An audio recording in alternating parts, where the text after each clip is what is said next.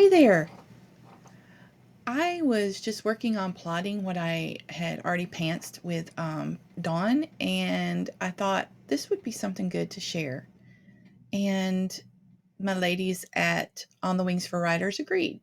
So here we go. As you can see, we have been writing these characters for years.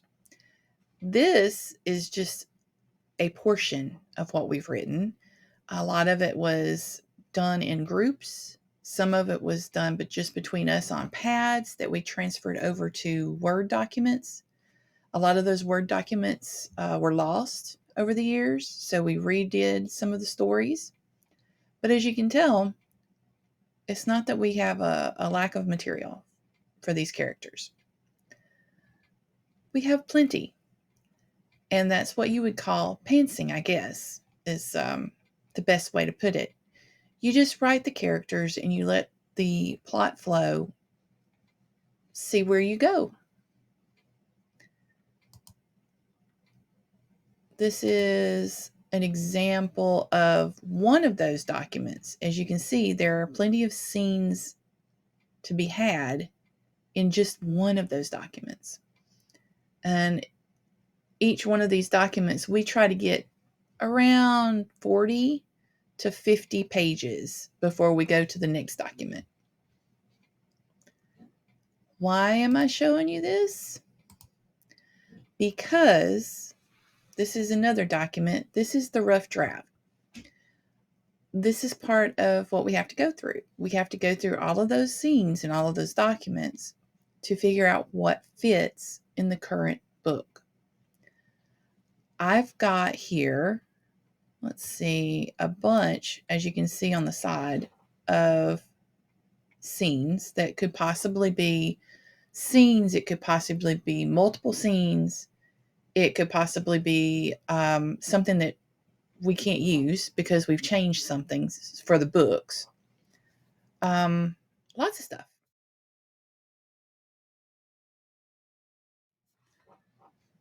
So what I'll do is go from this confusion and chaos to the second draft, which is less confusion, chaos. Things that I have picked that I believe work best for this particular book. Now, I can go into all of this other stuff that is over here and how I do that and how we co-author together, but that's not what this video is about. So I'm not going to do that. What I do is I have my second draft here.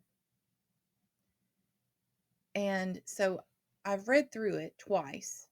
I've gotten a good idea of what I want to see, where we should end up, what the MCs, the main characters, are doing during this. I take out things and put them in another document called, a place to put things. And I label it draft 2. It also lines up with um, the same titles, the heading 2 that I use for each chapter or scene or whatever you want to call it, so that I know what I've cut things from. So you see that I've cut quite a lot already, and this is just, we've only gotten to 1, 2, 3, 4, 5, 6, 7, 8, 9, 10 chapters or scenes. Chapters, actually, I think. Anyway, so then I pull out. I've not done it. I'm just doing a little bit at a time. I decided, hey, I need to know where I'm going with this before I go any further. So to do that, I created a plotter for all of my books. It's a story structure, basically. I have studied story structure since high school. I used to help people out with that when I was in college for extra money. And I've just not stopped. I love to edit, and I love structure to put things into. If it's nonfiction, I want a structure right to begin with. But because my fiction work with, whether it's with Athena or with Dawn or with Quincy or with, I've had so many different partners, or even stuff that I've done myself, I generally will just let the things flow. I'm a pantser. I just let the story flow. But I want to put it in a structure because that's what people expect when it comes to reading. And it helps when it comes to making sure that I hit all of my goals for my plots. So, even though I'm a pantser, it's going to go into a story structure. Now, I've taken notes from so many different author tubers. I've taken notes from Save the Cat, writes a novel. I've taken notes from the story structure for films, for filming. Uh, the curve, the story curve, or the four part. I've got one here, even on my notes. It's the four-part story structure, and what I'm using for my my books, my urban fantasy series, is a mixture that makes sense to me. And so I put this down in a PDF that started off in Google Docs. And I've got everything written out here that I need to know while planning and continuing to go through my draft.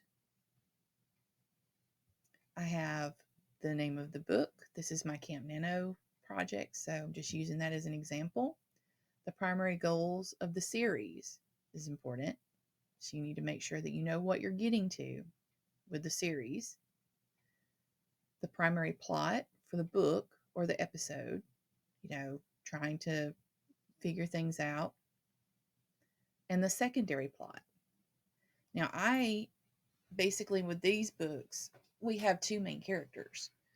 We have Cineas, which is the Dragon Tasker, and then we have Gabriel, who is his to be kindred in the end. But they've got a lot of work to go before the end of the actual series itself. And they're joined by a huge cast of characters. So I haven't filled this part out yet, but I at least have my cast of characters. The reason I haven't filled this part out is because some of it's going to come from the plotter that I filled out for the previous books. So I'm not really worried about that because I know and Dawn knows what their wounds are, what their stakes are, things like that. If you were doing this like for your first book in a series, or if you were doing it just yourself and you wanted to be sure that it was there, that's fine. For me, it's more or less I'm on a time crunch right now, so I don't really feel like filling all this out. Then I make sure that I have all my settings. I have them listed, and I even have questions to ask yourself about them. Again, I know what they look like. My co author knows what they look like. We know who's there and who would be expected to be there. So I'm not going to take the time to fill this out for this particular project. Not yet. Then I go through the structure. Act 1, Old Life Ends. Optional worldview opening, a side scene of the problem or a glance into history. And I've made note here that in the Dragon Tasker series, we usually begin with an exciting hook scene first and then leave the reader asking questions, which, according to my alpha feedback, is exactly what happens. Although I do know that some readers don't like mysteries, apparently. But that's kind of what we do each time. We give you a mystery, we give you a little taste of the answer, and then we move on to the next scene. It's just how we do it. All right, so then we go into the opening image. The opening image, of course, is the characters in their safe identity personas with their armor intact. They think they're right. They think everything's, even if everything's not good, it's who they are and they're comfortable with that right now. So you're just doing a day in the life. This is a book 3. So what we're doing is we're shifting from what happened the last time we saw our characters in book 2 to exactly what's happening now. So we have the villain and one of the protagonists in an argument, cut off by another important character. Um, the other character, MC, main character, facing 2 other characters that he has accidentally, kind of on purpose, wronged in the situation, and the new character from book 2 helping out with that. And then we have an opening scene where we're taking a character that we introduced in the last book and also introducing some side characters. This is one of the scenes that we're not sure exactly how much we're going to keep. It depends on how the rest of the book plays out and the structure. So when it comes to this, I am just going to highlight it because it's iffy. And then turning point and inciting incident. While Gabe is visiting Dante and Ania and Largos, the other dragon, who is the character from the other book, is feeling a lot of self-pity and a lot of um, depression about what's going on. And he actually makes a surprise situation even worse, forcing our other main character to have to do things a lot quicker than he thought he was going to have to do them. I don't want to go into it because spoilers, but it's going to be pretty dramatic, and that's what you want, because when you look back up here at the turning point, this plotter that I made actually tells me exactly what I want to see happening. I don't have to go through all of these, but most of them. I would like to set things up to where I go through most of these. The turning point, for instance, present the problem or opportunity that will start the MC's new life. This will force the MC to change. This can be big and dramatic or kind of quiet. This time it's going to be big and dramatic. Something that makes the reader lean in, hopefully. Hopefully. This should be something that they haven't seen before. Yes, um, having a dragon, or any of the dragons that are in my world, in Dawn's world, our dragons have lived a very long life by not getting involved, not doing things, hiding. And this flips that norm. So, and then I go ahead and I did a page break because I know I'm going to print this stuff out, right? I'm going to print it out and I'm going to make notes. That's just who I am. But like, if you use it, you don't have to. Then I've got all of this with the New Life Begins for Act 2. And the fun and games, break into 2, B story. See, I'm using stuff from all the different types of story structures, and I'm just like going, okay, well, this is what I want to keep, and this is and it's from so many different ones that I've just compiled them. It works for me, and I thought maybe if I shared it, you guys might get something out of it. And we just keep, and I just, I'm doing this digitally, and then I share it with my co-author. So it's restricted to us until we're ready to share. And anytime that I want to add something, or I'm wanting to focus on something, things that I'm not really sure of, I highlight it, go back through. There's a twist in here and we're trying to figure that part out. The bad guys close in, all is lost. My favorite is the Dark Night of the Soul, because that's when you really see the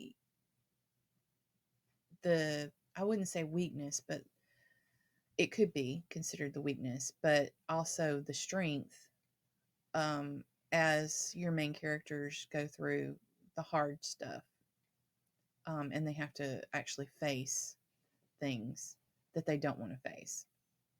And then there's for the finale, Act 5, the finale. Push for victory, and then the calm after the storm, and then a final image. And each one of them, of course, has suggestions. This is what you want to see. And as you can tell, the first portion of my plotter and the last portion of my plotter structure looks fantastic. Look at all that. I got all these notes, got all these things happening. But, you know, um, that middle, that saggy middle always. Um, we will go back and fix that. We always do. And whenever you feel like, oh my goodness, this is just, oh, what am I going to do? Just remember, as you are editing, as you're revising, as you're listening to feedback, it's going to start as puzzle pieces fitting together. You're going to figure it out. So don't let it stress you out too much to the point that you don't write it, because you've got to get it out there before you can say, oh, well, you know, I did it. You don't want to just leave it. My biggest thing is you need to be able to at least get it out there. Um, you'll never know what could happen or who you affect as a reader if you don't even put it out there. So just get past that. You're going to figure it out. Anyway, um, that is my plotter structure, and I have it on Google Drive. I have a plain one on Google Drive. I'm trying to decide whether or not I want to put the Google file out there for people to copy. Um, but if you want a copy of it that is actually available as a PDF, because I know a lot of people use PDFs, this is my Ko-fi shop, and it's right here for free. You can decide if you want to give a donation. I would appreciate a donation. I also happen to have right now a reusable calendar PDF here. Um, and then I have, of course, uh, the Vela cereal that we have up. Um, we have to put them behind paywalls. So you see, you have to pay something for it per Amazon. You can't just leave it out there for free, because then it would be competition for Amazon. so, um, so those are available also on Ko-fi. And the reason that I put them out there is because people from other countries can't get Vela. But this is what you're looking for: Rach's plotter tool and story and series structure. It's all right there. And the link will be in the description. I hope that sheds some light on what we do, um, and also how we kind of a little basics on how we get from pantser to plantser, plotter and pantser together. And also provides you with a tool to use if you want. So enjoy.